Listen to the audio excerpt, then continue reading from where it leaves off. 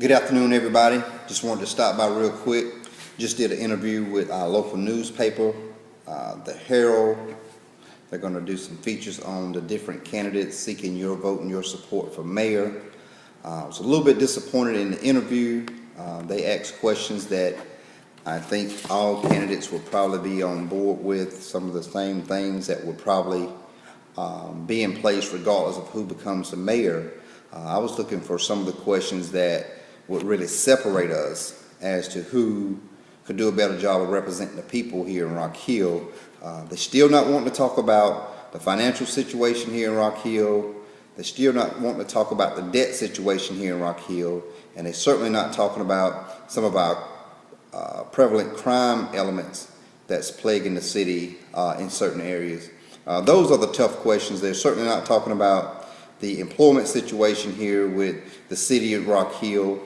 Those are the tough questions. I think that's what really separates us as candidates. I've said before, regardless of who's going to be the next mayor of Rock Hill, those who are successful will continue to be successful.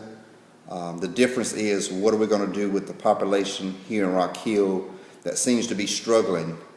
I feel though if any of my opponents become the next mayor of Rock Hill, the people that's in the day-to-day struggle, that's going to work, having to worry about child care, having to worry about paying the bills, coming home, finding themselves in the dark because of a missed payment or a late payment because of the utility bills are getting extremely high. The employment issue here in Rock Hill, I think that makes a difference, because when you create a community that can't depend or is not being treated equitably, fairly when it comes to jobs with the city government, when you create a population of people, you're creating an area where resources are few, far in between, and it causes an element to come into a community that we all know is very destructive. It tears a community down. We have more police calls going to areas of unemployment. We have more police calls going to areas where decent and affordable housing is not available. Those are some of the things that make a city great. Those are some of the things that tears a city down. I'm willing to tackle the tough issues by addressing the employment numbers. I'm willing to tackle the tough issues when it comes to stop all the spending and adding all these amenities just to one side of town. I think we all paying into this system, and I think we all need to reap the benefits, whether you on Cherry Road or whether you on Crawford Road. I think there's a huge disparity in the city spending across the board. We certainly need to get a handle on those spending efforts. We need to redistribute the wealth in the form of the tax dollars. We need to make sure that we are fair and equitable when it comes to jobs.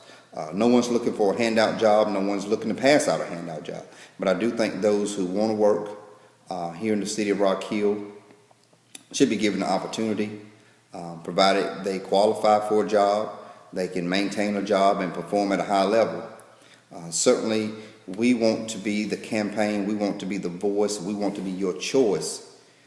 As mayor for the city of Rock Hill, some people are wanting to divide this city, some people are wanting to bridge the gap between the city. But certainly I think our campaign speaks to the volume of doing what's right, putting our people first, and taking care of those who may have fallen short at times, may have fallen to the wayside. There are some things that we can do to make those a little more comfortable and a little more proud to say Rock Hill is home, and feel really good, just as well as a business owner feels real good when he's able to come and bring a business to the city of Rock Hill, provide employment, provide for his family, and also grow his income.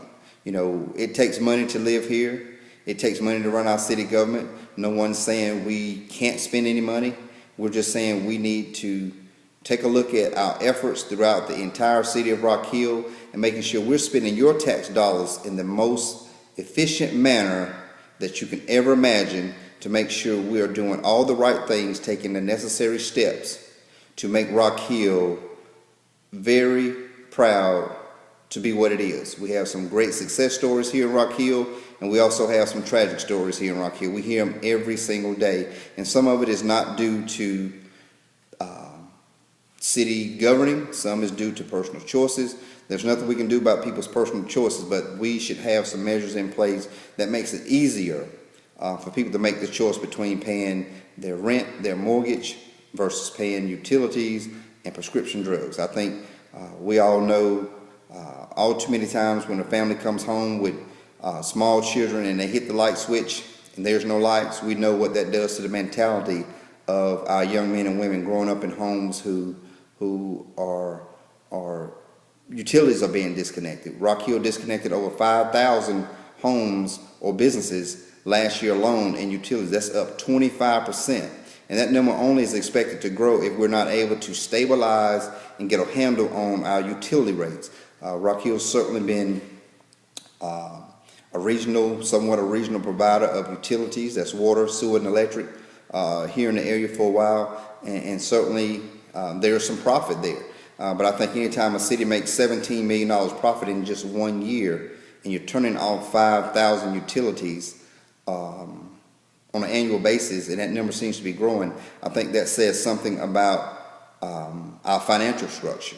We certainly want to have a good, solid financial base, but I've been asked the question: how can we be in $300 million in debt, and the city's making $17 million annually? Now up to $17 million annually off utilities. People have asked me, where's the money? Why are we in such debt? I think we need to ask the tough questions. And I've said before, if we don't ask the tough questions, we can't solve the tough issues. And I think those issues have been plaguing this community for a while, and it seems to be a growing trend. This is not a black issue. This is not a white issue. I know some candidates want to stay away from that, but I want to make sure that the city of Rock Hill knows these are human issues. These are not a one side of town issue or another side of town issue. Utility bills is inside the city of Rock Hill, and it seems to be some whom are struggling. Obviously, are on probably some of the lower income scales, and we would definitely take that in consideration. We don't want to feel like you should have to lower your standard of living to be a part of this Rock Hill community. We want everyone to feel like they can afford to live here, have a decent and good quality of life as they move here to Rock Hill. So my choice and my voice will be used to address some of these tough issues. We have a huge opportunity coming up to make a statement, and by getting out to vote and voting for the candidate of your choice, hopefully that's me. I've said in the past, I think any three of these candidates can do the job. I think the difference comes in as looking at the candidate who's going to try to make Rock Hill progress on all levels, not just the top 2 or 3, 4, 5%. We want to make sure we can take a look and be compassionate enough about those who are at the top of the chains, who are providing jobs, as well as those who are unemployed, trying to get a stable home, pay the bills, provide for their families. I'm the candidate that will take all that into consideration and not just a small portion of Rock Hill. There's a lot of people in Rock Hill who've been enjoying success. There's a lot of people in Rock Hill who's going to continue to enjoy success. But at the same time, there's a population out here in the city of Rock Hill who hasn't been successful. They've fallen short, and I think it's up to your mayor, your leader, the face of the city, to direct its staff, its city council, its city manager, to put some measures in place that will assist people. We're not lining up at City Hall handing out checks to pay utility bills. We're not lining up at City Halls handing out checks for people to pay their rent, mortgage, or lease payments. But what we can do from an organizational standpoint, from a city standpoint, is put some measures in place that makes it a lot easier to do business. We can put some measures in place that makes it a lot easier for that struggling family to meet their financial obligation when it comes to paying their utility bills. We can put some measures in place that gives our local police force the opportunity to get out in the community and shake people's hands while they're not on patrol or while they're on patrol, and get back to that community policing, so that everyone, when the police comes in and out of their neighborhood, they know that they're the number one source of helping stop crime and making everyone feel like their neighborhood, regardless of which side of town, can be just as safe as the ones on the other side of town or right next to it. Those are some of the issues that I've been hearing from citizens throughout Rock Hill as we've been talking to many people across many different fronts to put together a very solid platform to present to you, and we hope we're representing this community. We hope we're representing our family, our friends, our co-workers, our church members as well, because we said when we set out on this journey that if you support this campaign, at the end of the day, you will be proud to say that you supported Bump Roddey, regardless of the election result, regardless of the platform. I think we've done a commendable job in presenting ourselves to this community. I think we've done a commendable job of presenting our issues to the city of Rock Hill. Now we're calling on you to call on your family, your friends, to make sure that they know and understand how vitally important it is for us to get out, show our support, voice our concerns by voting on October 17th. It's a huge opportunity. Rock Hill's headed in a good direction. We want to make sure we continue on some of those fronts that we're very successful in, and we want to reach back and pull up some of those issues and fronts that we haven't been so successful in. And I've said before, we're only as strong as our weakest link.